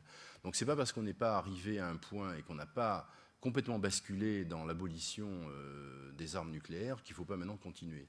C'est vrai qu'on a le travail et difficulté est supérieure avec quelqu'un comme Bush au pouvoir aux États-Unis, parce qu'il est extrêmement lié au lobby d'armement industriel et d'armement américain, et c'est vrai qu'on va avoir du mal à faire avancer les choses. Ceci dit, nous avons 35 000 médecins américains qui sont contre ce système, qui expriment très clairement leur opinion, non sans risque d'ailleurs, parce qu'ils sont très rapidement considérés comme de mauvais Américains, parce qu'actuellement, si vous n'êtes pas avec Bush contre les terroristes, vous êtes contre. Et si vous êtes contre, vous êtes avec Al-Qaïda. Vous voyez un peu la dialectique sur laquelle il faut naviguer. C'est pas facile. Et j'ai beaucoup d'admiration pour mes confrères américains qui, dans ce contexte difficile, continuent à aller de l'avant avec leurs déclarations publiques qui sont, je veux dire, il n'y a strictement rien à reprocher, ni même à dire le moindre mot et rajouter la moindre virgule. Donc nous, on a dit non parce qu'on s'est dit on ne peut rien faire. Donc nous sommes dans une situation en cas de conflit où on ne peut rien faire. Ça, c'est en cas de conflit délibéré. Mais le problème, c'est qu'il y a un autre conflit, ou un autre drame possible, c'est le lancement accidentel de missiles. Ça, personne n'en parle. Or, c'est la menace la plus réelle qui s'est produite ces 20 dernières années. Il y a eu, à une dizaine de reprises, des missiles qui ont failli être lancés ou qui ont des objets volants non identifiés. Ce n'est pas des UFO, mais des machins qui étaient sur les radars et qui alertaient les militaires de veille sur leurs radars qui croyaient que c'était l'ennemi qui attaquait. Un coup, c'était des oies sauvages. Une autre fois, c'était une fusée météorologique envoyée par les Américains sur une base de Norvège qui allait se balader vers la Russie. Elle n'aurait pas dû y aller. Ceci dit, les Américains avaient envoyé un fax avant aux Russes en les prévenant qu'ils allaient tirer une fusée le mois suivant. Le fax, comme vous imaginez, n'avait pas suivi le cheminement qu'il devait suivre. Et quand les Russes ont vu arriver sur leur écran de radar cette fusée, ils se sont dit, ça y est, les Américains attaquent. Allez, salauds, on était en paix, on croyait qu'on était en train de désarmer. Donc ils étaient encore plus mécontents, et ils étaient à 2 minutes d'appuyer sur le bouton, là, le fameux dessin de l'affiche. Voilà où on en est. Et ça, c'est un risque permanent, parce qu'en plus, les armements deviennent un peu anciens, l'irradiation des ogives nucléaires radioactives fait des dégâts à tout ce qui est électronique derrière. Alors certainement que certains dégâts font que les missiles, beaucoup de missiles ne pourraient peut-être pas partir, mais il est peut-être aussi possible que certains missiles partent tout seuls. Et ça, c'est quand même très gênant.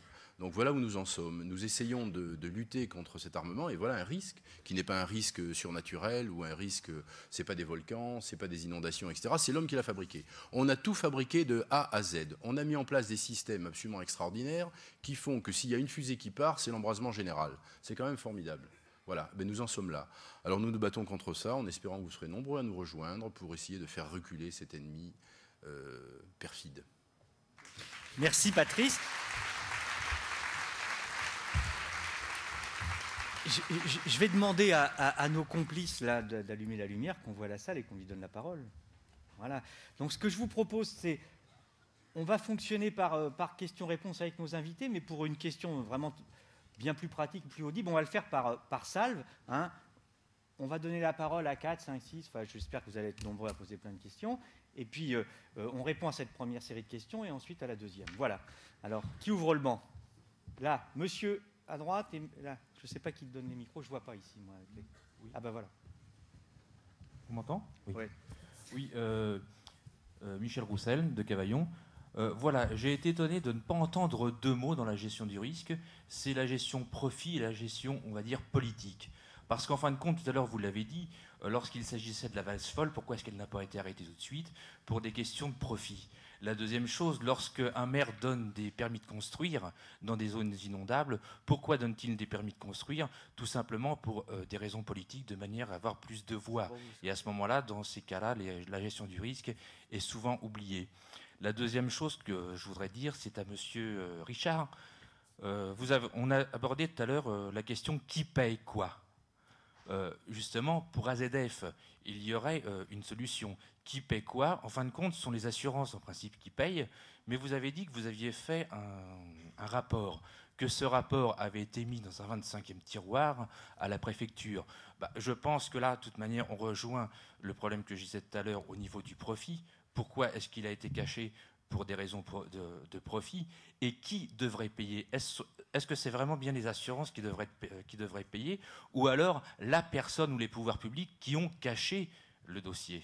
Et enfin, je suis désolé, la troisième réflexion que je voudrais faire, c'est justement toujours dans la gestion du risque. Je me demande comment est fait la gestion du risque. Si on prend les pétroliers, on dit en ce moment, le pétrolier qui n'a pas de double coque n'aura pas le droit de naviguer à tant de nos côtes. Est-ce que c'est vraiment de la gestion du risque ou c'est reculer pour mieux sauter. Lorsqu'on voit Vaison-la-Romaine, Vaison-la-Romaine a été inondée, qu'est-ce qu'on a fait? On surélève les digues, on met des gros cailloux en disant ça va plus passer. Alors la prochaine inondation comme ça, on ne sait même pas si les gros cailloux vont tenir, hein, mais si ça tient, les risques, on aurait eu une gestion des risques locale au niveau de Vaison-la-Romaine, mais alors ceux qui vont être derrière, qu'est-ce qu'ils vont dérouiller? Alors est-ce que c'est vraiment de la vraie gestion du risque? Merci. Attends, on en fait plusieurs après. On prend 4-5 questions, puis je préfère. Là, ici. Ah, attendez. Je voulais dire, les enfants, alors à l'école, ils passeront 60 heures, ou alors on supprimera des programmes pour qu'ils apprennent le risque. Non, parce qu'il faut les apprendre aussi pour la route, pour un tas de choses, donc qui arbitrera. Bien, merci.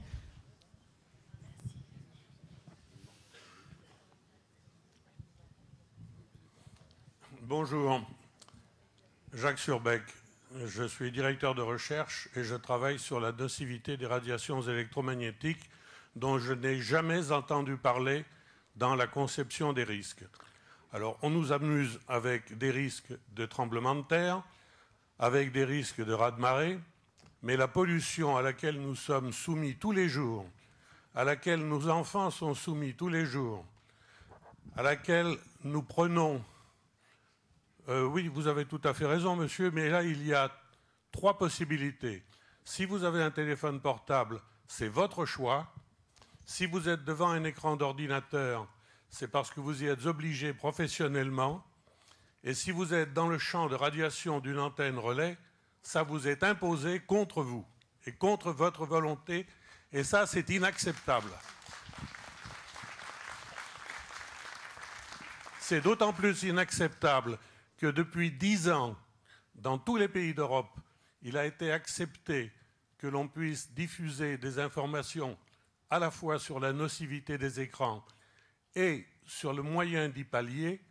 En France, on ne peut pas parler de protéger contre les radiations des écrans puisque cette radiation, d'après l'INRS, n'existe pas.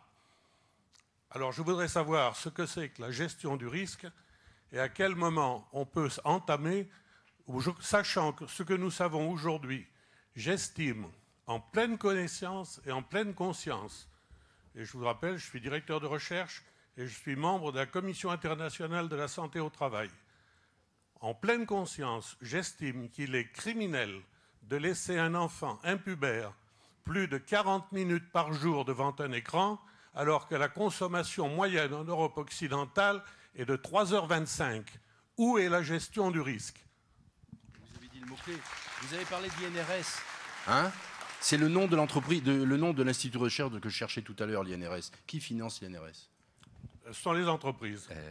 De même que j'ai été invité par les députés à participer à un colloque sur la nuisance électromagnétique, et quand j'ai posé la question aux experts qui nous étaient opposés par le gouvernement, les experts m'ont répondu: si nous n'avons pas les subventions des industriels, nous fermons des laboratoires. Alors, où est l'indépendance de l'expert? C'est aussi ma question. Est-ce que l'un de vous peut lui répondre? Merci. Oui. Avant, il y a des personnes devant là, et puis après on va répondre. On prend quelques questions devant, s'il vous plaît. Voilà.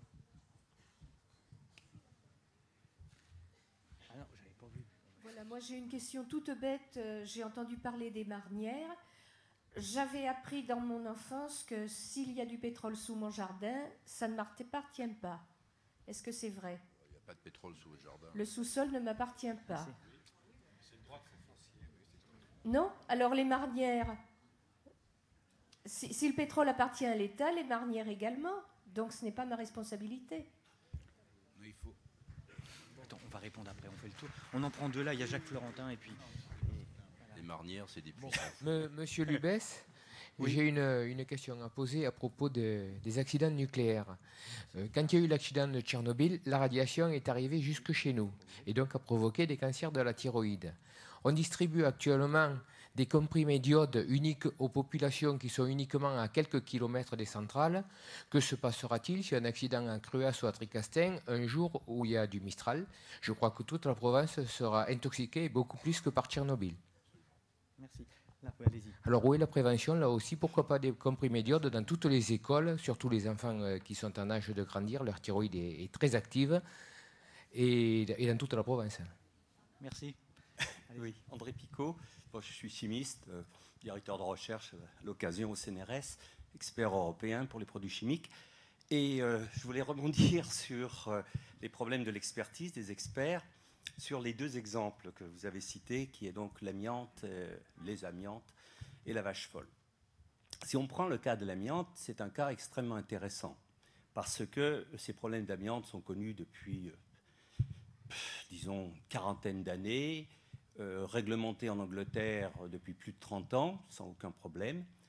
Et la France, effectivement, a attendu une décision du président de la République pour, effectivement, prendre des mesures. À quoi a servi les experts dans cette affaire? Elle est très intéressante, parce que derrière ça, il y a le problème de l'indépendance des experts.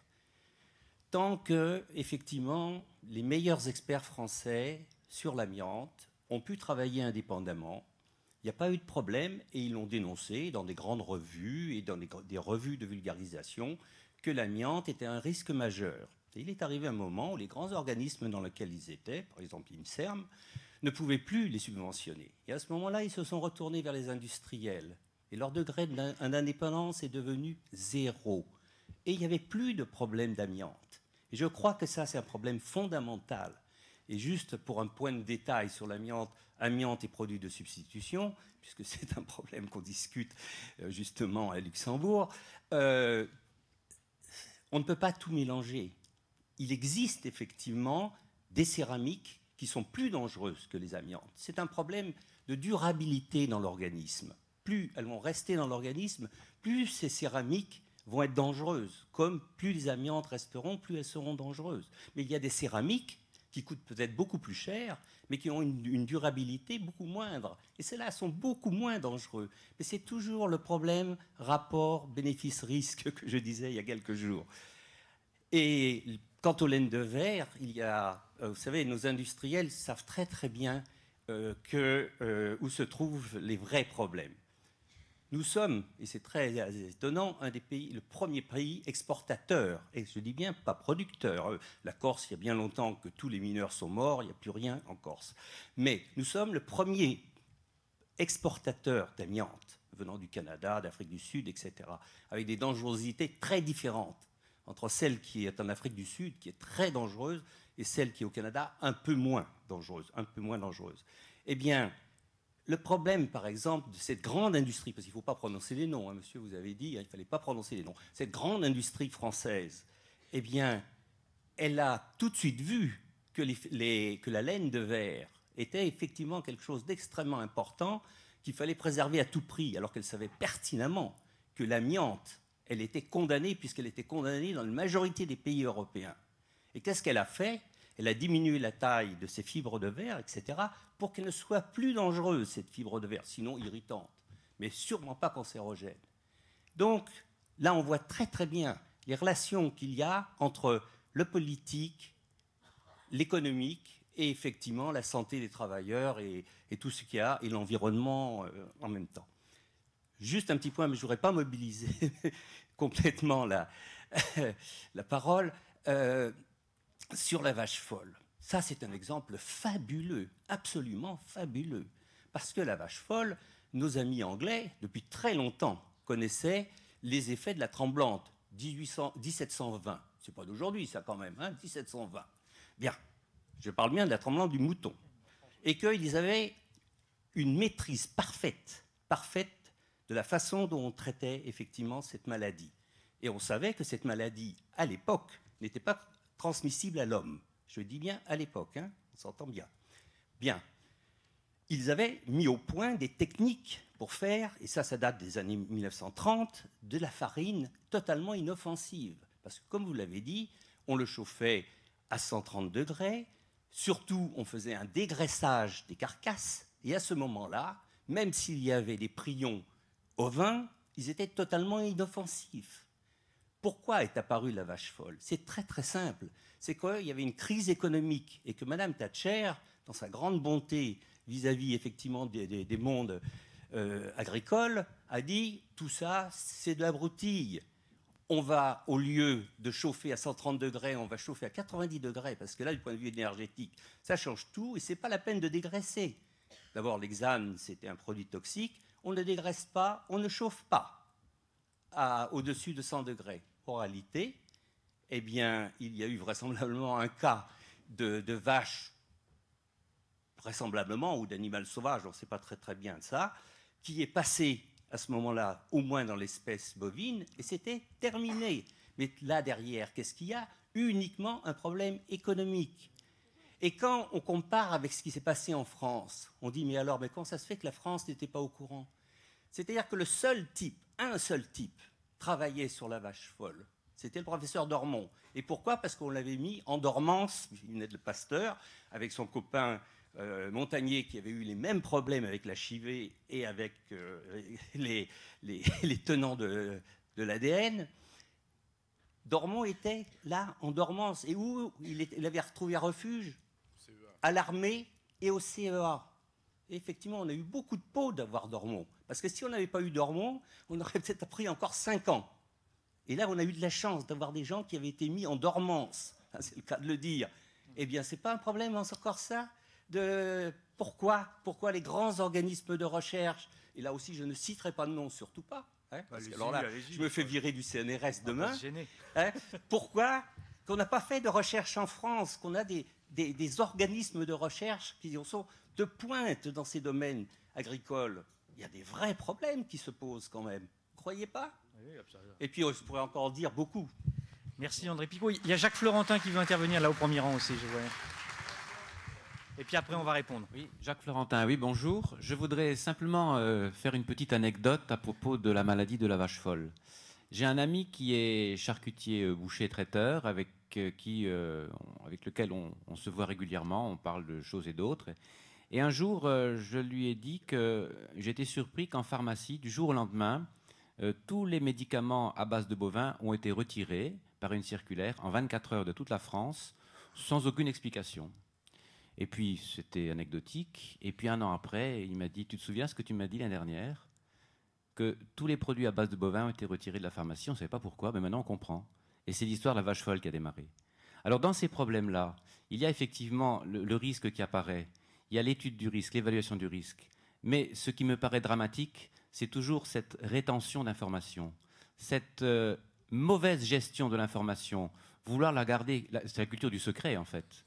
Et ça, c'est dramatique, parce qu'on aurait pu à l'époque déjà s'y intéresser. Et la preuve, c'est que l'industrie pharmaceutique savait.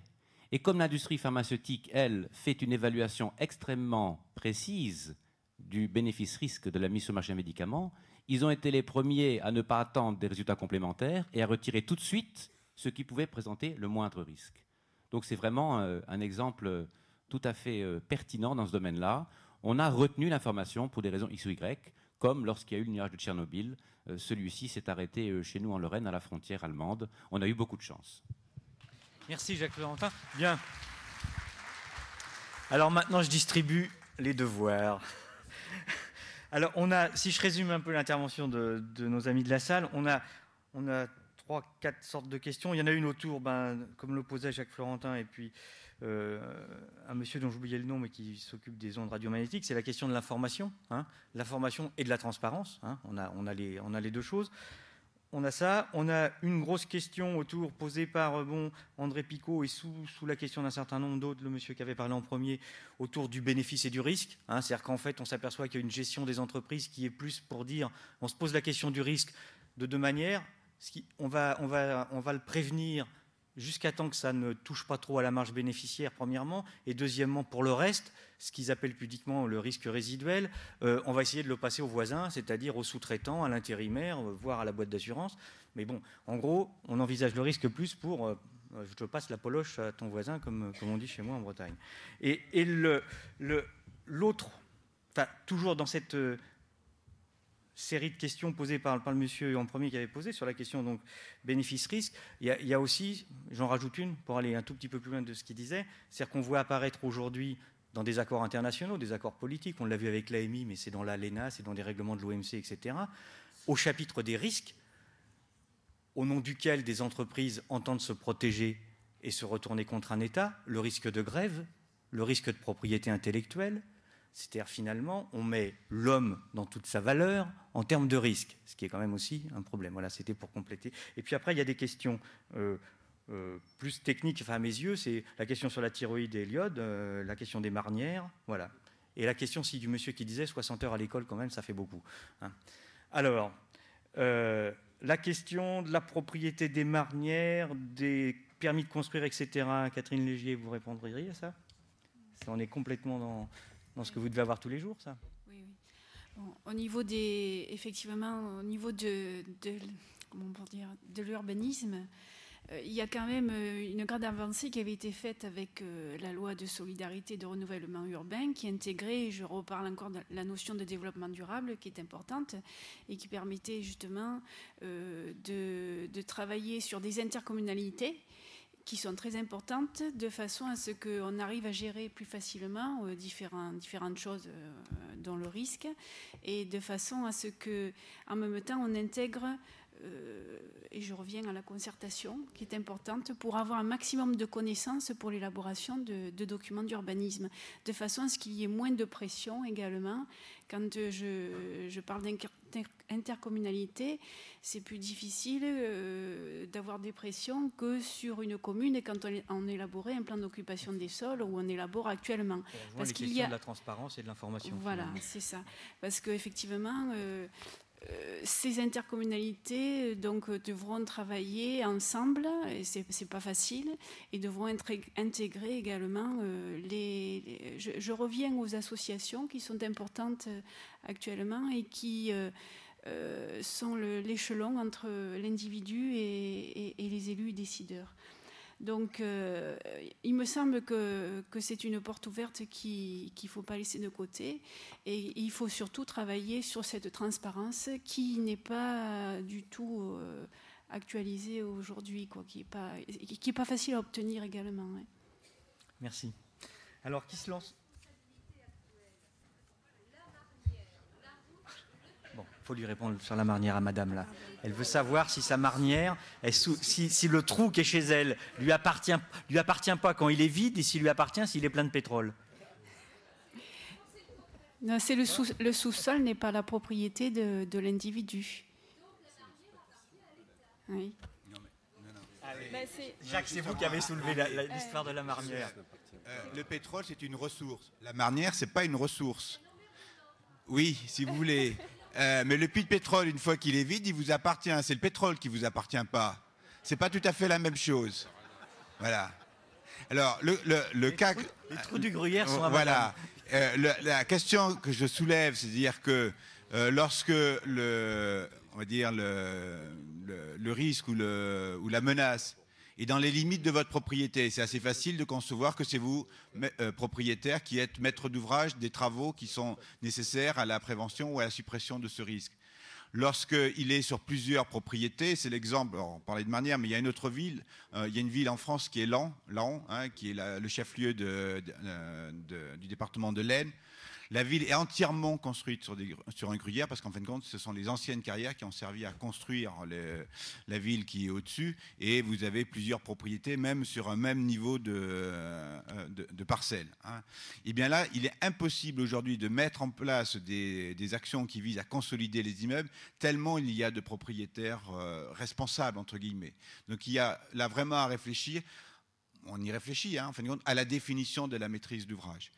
Je voulais dire, il y a un autre exemple qui pourrait illustrer, lorsqu'on a dit qu'il fallait construire de nouveaux établissements scolaires, la loi a réparti la construction de la compétence, voire la maîtrise d'ouvrage de ces différents établissements scolaires entre la commune qui fait les écoles primaires, le collège, c'est le conseil général, et le lycée, la région, et l'État a pris le supérieur. On aurait pu imaginer une autre répartition. Ça a permis de dire que le jour où il y a besoin d'une école primaire, c'est le maire qui est le maître d'ouvrage de cette école. Qu'il ait les moyens financiers ou pas, c'est un autre aspect. On va lui apporter des subventions si nécessaire. Mais vous voyez, déjà, il y a des éléments qui manquent. Et qu'il faut aujourd'hui définir, qui ne sont pas obligatoirement des problèmes financiers, qui sont des problèmes que les députés se mettent autour d'une table et on dit la règle c'est ça. Bon. Il y a un autre point qui était évoqué, c'était le problème des permis de construire. Je ne sais pas si oui, non, mais c'est très bien. Je pense que lorsque le maire délivre un permis de construire, c'est pas obligatoirement pour avoir un nouvel électeur, parce que d'abord, pas toujours évident qu'il vote pour lui. Lorsqu'on fait en France la carte de l'évolution de la population pour les 20 années à venir, hein, donc on regarde là, il y aura moins 20% de population, là il y aura moins 10%, là il y aura à peu près autant de population qu'aujourd'hui, puis là il y en aura plus 10%, et là il y en aura plus 20%. Et bien lorsqu'on superpose la carte des communes à risque en France, hein, et la carte des communes où il y aura plus de 20% d'habitants dans les 20 années à venir, il y a une superposition totale de ces deux cartes. C'est-à-dire que les gens, pour d'autres raisons, vont habiter dans des zones qui ont d'autres atouts que uniquement, évidemment, les risques. Hein. Lorsque vous allez passer votre retraite à Nice, il y a d'autres aspects que les aspects risques d'inondation ou de risques sismiques. Lorsque les gens vont habiter dans le Gard ou dans l'Hérault, ils y vont aussi pour d'autres raisons que les risques. Mais il se trouve que ces régions-là ont, on va dire, des faiblesses, on pourrait dire, hein, par rapport à leur développement. Et lorsque vous êtes aux Antilles, eh ben, le maire d'une commune des Antilles, il est obligé de délivrer un permis de construire dans une zone à risque, parce qu'entre le séisme, les éruptions volcaniques, le tremblement de terre, le cyclone, le raz-de-marée et les éboulements de terrain, il n'y a pas de zone qui soit, exempte de tout risque. Alors, ce qui me paraît important, et la loi d'ailleurs qu'on a fait en 1982, qui crée les plans de prévention des risques, c'était de dire, si on peut se mettre ailleurs, tant mieux, mais ce n'est pas toujours le cas, et quand on ne peut pas se mettre ailleurs, il faut imposer un certain nombre de précautions, donc sous forme de prescription, que le propriétaire devra mettre en place. Ben, pour moi, le problème, il a été de considérer qu'il était plus facile de réparer le jour où il y aurait une catastrophe que d'imposer ces prescriptions-là, parce qu'il n'y avait pas d'aide financière. Et aujourd'hui, la politique du gouvernement, c'est de voir comment on va pouvoir aider à la réalisation pleine et entière des PPR, c'est-à-dire de dire là où on peut des plans de prévention des risques. Non, mais oui, excusez-moi.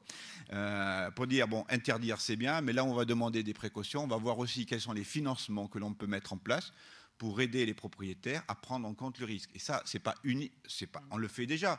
Vous devez avoir entendu, peut-être qu'à Cavaillon, il y a ça, les opérations programmées d'amélioration de l'habitat. Hein, après la guerre et dans les années 70, on a dit qu'il faudrait mettre quand même un petit peu de confort dans les maisons, il faudrait mettre du sanitaire, il faudrait mettre une baignoire, il faudrait mettre du chauffage, il faudrait mettre du double vitrage pour les économies d'énergie. On a aidé les particuliers à réaliser ces travaux-là. Il a aussi développé les matériaux et les professionnels qui allaient avec. Et bien aujourd'hui, ce qu'on dit, c'est que réduire la vulnérabilité d'une maison, faire en sorte qu'elle soit moins dommageable suite à une inondation, ça fait partie de l'amélioration de l'habitat, et que les fonds qui sont budgétés sur l'amélioration de l'habitat doivent prendre en considération ces aspects-là. Catherine, vous voulez revenir sur... Je voudrais simplement rajouter qu'il y a le risque par rapport aux personnes, il y a le risque par rapport aux biens, ce que disait Jacques Faye. Et c'est quand même, il faut en parler... Enfin, il faut vraiment informer, parce que par rapport aux gens, par exemple, qui construisent le permis de construire, bon, il y a des zones effectivement qui portent, sur lesquelles il n'est pas possible de construire, et des zones où il y a, mettons, le risque inondation, sur lesquelles on sait qu'il peut y avoir une inondation faible qui peut poser problème par rapport à la maison construite, mais sur lesquelles on accorde un permis de construire avec des conditions. Et là où ça pose problème, c'est que une fois que les constructions sont faites sur ces secteurs-là, il y a c'est un acquis, et donc la collectivité doit répondre à tous les problèmes qui peuvent arriver sur ces secteurs-là, alors que l'information a été faite au niveau urbanisme. Mais il y a une mentalité qui existe et qui fait que c'est plus l'individu qui doit répondre, c'est la collectivité. Oui. Mais alors, ça va me permettre de tendre le micro peut-être à Claude Rizac, qui est notre monsieur, je prends du recul. La question autour de la question posée de manière différente autour du rapport bénéfice-risque, et puis ce que vient de dire Catherine Légier, c'est-à-dire que finalement, est-ce que la prévention, si on la pose d'abord en prévention des biens, est-ce que c'est pas au détriment de l'homme ? Alors, ce n'est pas sur ce point-là, et tu m'excuseras Gilles que je voulais intervenir, mais plutôt sur la question qui a été évoquée de l'émission d'ondes électromagnétiques dont on a beaucoup parlé à Cavaillon en général, cette année, d'autres années, non pas pour apporter des réponses, parce qu'on n'est pas ici tous pour uniquement apporter des réponses, mais aussi envisager des complexités. On voit aujourd'hui, Patrice rappelait qu'en 1965, lors de ses études de médecine, on lui parlait de l'amiante, donc il n'y a pas de risque orphelin, si vous me permettez ce raccourci. Pratiquement, à chaque risque, il y a eu, à un moment donné, quelqu'un qui a pris une prise de conscience. Et pourtant, derrière, on voit bien qu'il y a la complexité de l'évaluation, de l'expertise, la transparence dans l'information qui est au rendez-vous et où souvent on ne l'est pas, et derrière la difficulté de l'action publique et de la décision. Et à propos justement de ces émissions d'ondes électromagnétiques, moi je voudrais vous citer là une anecdote, pas une réponse, monsieur, mais et j'aurais garde de vous en donner parce que vous allez être spécialiste, ce qui n'est pas mon cas. Mais vous parlez simplement d'une intervention qui est un bel exemple de recommandations irrationnelles. Parce que comme on veut toujours des réponses, eh bien de temps en temps on arrive à des réponses qui sont des recommandations irrationnelles. Il y a un président de groupe d'experts et auteur du rapport qui porte son nom, mais je ne vous dirai pas le nom, sur cette question de la téléphonie mobile qui est intervenu lors d'un colloque, c'était en mai 2002 au Sénat sur téléphonie mobile et santé. Je résume. Qu'est-ce qu'il dit? Il dit, écoutez, moi j'étudie ça depuis 30 ans. Je vous le dis, il n'y a aucun risque. J'en suis certain, j'ai tout étudié. Il n'y a aucun risque. Rien ne permet de dire aujourd'hui qu'il existe des dangers pour la santé des populations au-delà des distances, des distances de sécurité liées aux stations relais de téléphonie mobile. Mais, ajoute-t-il, là c'est intéressant, il y a une préoccupation sociale qui est légitime et compréhensible. Les gens ont peur, et moi-même je suis père de famille, je comprends très bien que les gens ont peur. Alors, je suis scandalisé que les pouvoirs publics n'entendent pas ce message, celui de la peur. Donc, il faut démonter les réémetteurs. Et ce monsieur, c'est assez amusant. Alors, encore une fois, je ne juge pas de la pertinence de sa position. Je dis qu'il peut s'agir d'un vrai cas de recommandation irrationnelle. Donc, du coup, il s'est fait, entre guillemets, pardonnez-moi la trivialité de l'expression, engueuler par tout le monde, par ceux qui pensaient que c'était dangereux. Ils lui ont dit, non, mais enfin, écoute, c'est scandaleux ce que tu dis, on te dit que c'est dangereux. Et puis, il s'est fait aussi engueuler par les sociétés de téléphonie mobile qui disent mais on ne comprend pas, vous dites que ce n'est pas dangereux et vous demandez qu'on démonte les réémetteurs. Et je crois que c'est vraiment un très très bel exemple de la complexité de ces questions de prévention et ça nous ramène peut-être à une réflexion qu'on doit avoir et qui a été citée dans un bouquin un peu décapant sur les idées folles et les idées fausses en médecine qui est dû à Skrabanek et McCormick qui disent en gros la mort c'est la conséquence, bon c'est un truisme, la conséquence inévitable de la conception, mais le souci morbide d'y échapper et la peur engendrée par ce type d'inquiétude peuvent altérer la qualité de la vie. Voilà un beau paradoxe. Merci. Bien. On continue sur les questions posées. Je reste sur ma question. Alors qui se lance sur la question rapport profit-risque et protéger, prévenir la prévention des biens, est-ce que ça remet en cause la prise en compte de l'homme au cœur du risque? On ne répond pas, on les laisse à leur interrogation sur le rapport risque-profit. Non mais moi je peux dire un truc, je ne répondrai pas à la question. Oui, attendez. Là, on va... Pardon ?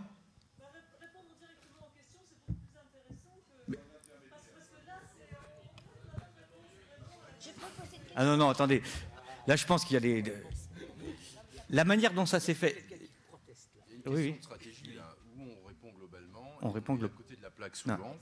Mais on fait des réponses justes, toujours justes. Ou alors vous nous demandez des réponses vachement précises, et plus ça sera précis, plus elles ont de chances d'être fausses. Et puis est-ce que je peux poser une question sans la mettre au frigo, s'il vous plaît? Une question fraîche? Ouais, vas-y. Bon. Merci. Apparemment, le risque et la prévention, c'est là d'être le grand marché du siècle. Donc c'est génial, parce que ça va faire plein de boulot, plein de profits, formidable. Mais souvenez-vous, dans les années 70, on a eu peur de manquer d'énergie. On a inventé un truc un petit peu con, mais qui a bien marché, qui s'appelait les économies d'énergie. Alors, est-ce que la notion d'économie du risque, de réduction du risque, même si c'est un très beau marché d'avenir, est envisagée dans les ministères? Est-ce que, par exemple, au lieu de dépenser de l'argent pour expliquer les composés chimiques de l'usine qui va exploser aux enfants de les écoles, ça serait peut-être pas mieux de faire des inventaires des produits chimiques en question et de voir s'ils sont tous autorisés, utiles, et pourquoi pas tout simplement supprimer le produit plutôt que de mettre en chaîne toute une campagne d'information sur l'éventuel risque que ce produit qui finalement sert peut-être pas à grand-chose pour exploser un jour. Réduire le risque, quoi. Voilà. Jean-Pierre Massuet, c'est pour vous, ça. Jean-Pierre Massuet. Il est évident que je ne peux pas être contre. Hein. C'est évident. C'est évident que c'est tout à fait évident que la priorité, c'est la réduction du risque et en général la réduction de la vulnérabilité de nos sociétés. Ça, c'est clair. Oui, mais la question qui a été posée, je crois que si je peux apporter un élément ou disons une réponse, c'est de dire que le risque, il peut y avoir deux entrées différentes en fonction, on va dire, de ce qui est exposé ou de ce qui peut produire le danger.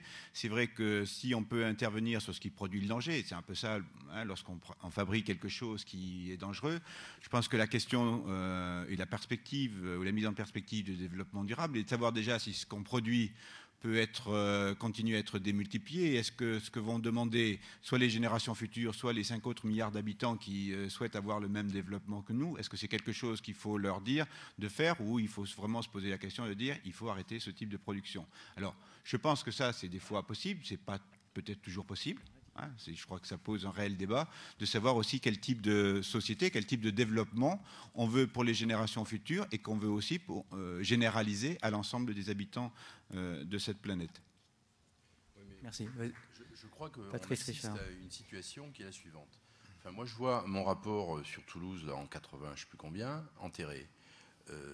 Un peu de temps après, François Gros fait un rapport au ministère de la Santé dans lequel il explique que Garetta, ça ne va pas. Le rapport enterré, on a vu la suite. Donc on était à cette époque-là dans une situation où la notion du risque, tout le monde s'en foutait. Et je pense que maintenant on prend conscience, on commence. Alors toutes les réponses ne sont pas données. L'histoire des ondes électromagnétiques, oui c'est vrai, peut-être qu'un jour on va s'y intéresser. Alors il y a deux obstacles à satisfaire les besoins de la population par rapport à ces risques divers et variés. Un premier obstacle, c'est que l'étude du risque et des solutions, ça coûte de l'argent. Pour l'instant, il n'y a pas vraiment de budget majeur qui sont dépensés à gauche et à droite. Puisque l'INRS, c'est le patronat qui paye. Alors là, ils sont tranquilles. Ils sont sûrs des résultats, des solutions et des conclusions. Deuxièmement, il y a aussi autre chose, c'est que s'il faut de l'argent pour faire ça, il n'en reste pas moins qu'on n'a pas dans l'état d'esprit des gens cette culture de recherche, etc. Ça commence. Tous les gens qui sont là à table, je crois que cette table ronde, il n'y en a peut-être pas l'an dernier, où il y en a. Enfin, je veux dire, on balbutie, on commence, on débute à peine, et on commence à avoir des spécialistes qui peuvent réfléchir sur la dynamique de la réflexion face aux risques, etc. etc. On commence, ben tant mieux, allons-y. Et puis il y a aussi, attendez, pardonnez-moi le dernier truc, c'est que quand vous allez mettre en évidence un risque, c'est ce que je voulais dire à l'instant, c'est que vous vous heurtez au profit. Et c'est là que le profit devient majoritaire et vous écrase dans votre recherche de dénoncer. Mais si, la preuve, l'amiante. Regardez ce qui s'est passé. Regardez la contamination des sols avec méta-machin, là. Métal Europe. Voilà, bon. Eh bien, on va contre les intérêts capitalistes. Et comme on a un capitalisme pur et dur qui a été choisi par l'ensemble de l'humanité, apparemment, on en prend plein la poire. Alors maintenant, on peut se secouer un petit peu et aller à Porto Alegre et ailleurs, essayer de changer la donne. Voilà, pour pas laisser la question de Patricia Ricard au frigo, ce serait bien dommage. Juste un petit complément pour dire que cette notion de réduction du risque, elle est vraiment intéressante en prévention parce qu'elle permet un équilibre, un bon compromis, par exemple, entre le risque acceptable pour tout individu et l'innovation, parce qu'il ne faut pas aussi que le principe de précaution soit érigé, je dirais, en deuxième étage, en principe supérieur de la prévention, donc empêche toute innovation. Donc l'idée de la réduction des risques me paraît, c'est une approche, hein, mais me paraît une bonne approche, et même pour les questions de prise de risque individuelle, c'est aussi le bon équilibre entre la prise de risque individuelle qu'on doit s'autoriser, nous ne sommes pas que des animaux responsables et raisonnables, et puis les questions de santé publique. Donc c'est vraiment, à mon avis, l'approche intéressante. Bien. Une dernière question ? Non, juste... Oui, Florentin. Juste un mot pour répondre aux comprimés d'iode. Donc effectivement, les pharmacies qui sont dans un diamètre de 30 km, dans un rayon de 30 km autour des centrales nucléaires, ont des stocks d'iode. Parce qu'en fait, s'il y a un accident nucléaire, il y a de l'iode radioactif qui est émis dans l'atmosphère. Et la solution, c'est de prendre rapidement un comprimé d'iode pour saturer effectivement sa glande thyroïde en iode. Mais le problème, c'est qu'on a une centrale à Cattenom où toutes les pharmacies autour ont des comprimés d'iode, mais des gens à Metz, à 60 km, ont posé la question, est-ce que nous, on ne pourrait pas avoir de l'iode aussi en cas de pépin ? Alors déjà, la première réponse, c'est que les vents dominants, en général, emmènent la pollution vers le Luxembourg, qui ne veut pas de centrale nucléaire, mais qui en a une à 15 km. Mais ça, c'est un autre problème. Et puis, deuxièmement, si jamais il y a un problème, effectivement, les pharmacies seront approvisionnées dans l'heure ou les 2 heures qui suivent. Il est impossible de stocker 60 millions de boîtes de comprimés en France, qui périment tous les 2 ans.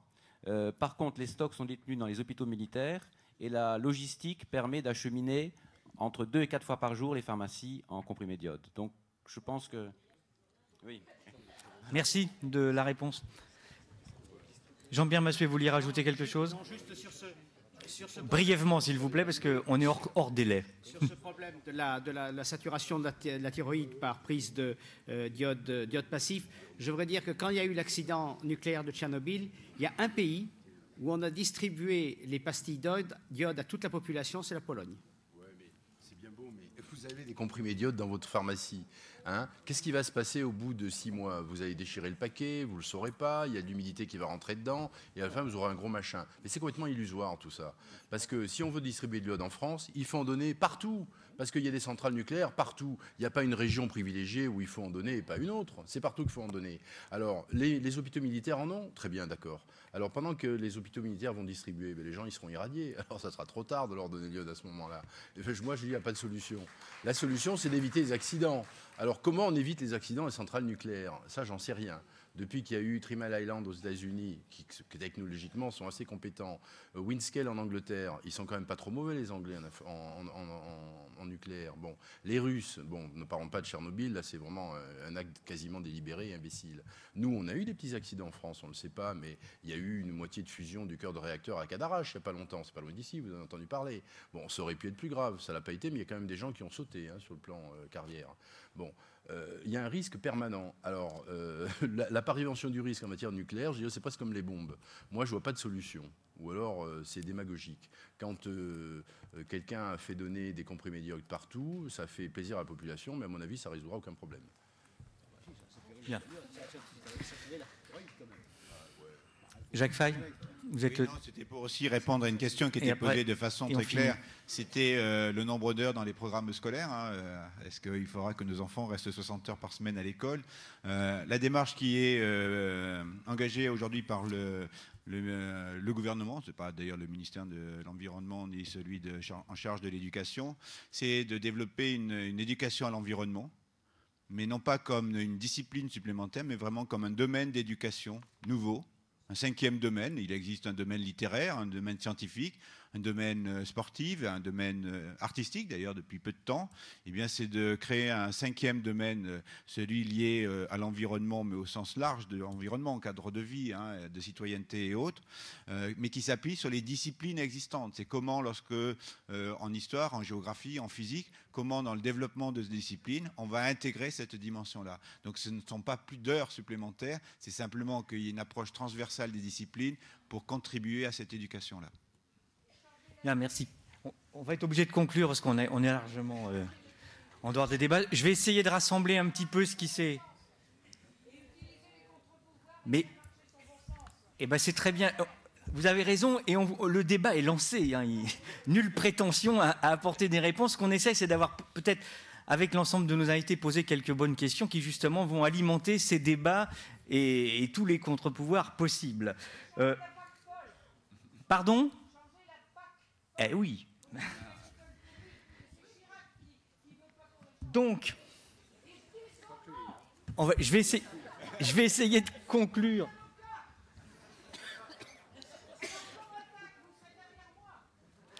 Donc, je vais essayer de rassembler un petit peu ce qui s'est dit pour repartir avec quelques idées. En gros, j'ai bien compris que fallait moins penser aux pompiers que réduire la vulnérabilité et prendre un petit peu ses responsabilités, que finalement le développement industriel et technologique accroissait aussi les risques naturels, on le voit, on ne l'a pas évoqué, la fonte des glaces, les effets de serre, etc. Et puis que la globalisation des échanges qui accroît la dérégulation posait la question du rôle de l'État et du contrôle public. Et là, on bute sur un des grands problèmes soulevés par la transparence et l'information, qui en fait désigne peut-être un des combats citoyens, là, en ces termes-là. On peut dire aussi qu'on voit apparaître, qualifiés sous le nom de risque, des concepts un petit peu dangereux comme le risque social, qui marche avec en gros la précarisation du travail et qui ouvre peut-être le droit là, non pas forcément à la prévention du risque, mais peut-être à préserver notre droit de rébellion hein, sur ces questions-là. En face de cette situation, si je veux rester à une idée simple qu'on a évoquée tous, c'est-à-dire que le fait de vivre étant déjà un risque sûr avec un échec certain au bout, peut-être que la sérénité de ces certitudes nous pousse finalement à être nous-mêmes, c'est-à-dire d'une part peut-être d'assumer notre part de risque et des colères de Dame Nature, et puis peut-être de les prévenir, et puis d'autre part, en l'état actuel où l'homme est devenu finalement le plus grand risque pour la planète, celui d'oser choisir nos risques industriels et technologiques au lieu de se les faire imposer. Et donc, ce que disait Claude Rizac, c'est-à-dire que peut-être penser l'homme avec un E et penser la prévention en faisant de nous, dans l'optique de faire de nous des citoyens finalement, et de nous renvoyer, comme disait Madame, à la manière d'exercer le pouvoir. Voilà. Je vous remercie tous de votre participation. J'espère que je n'ai pas trahi dans ma conclusion.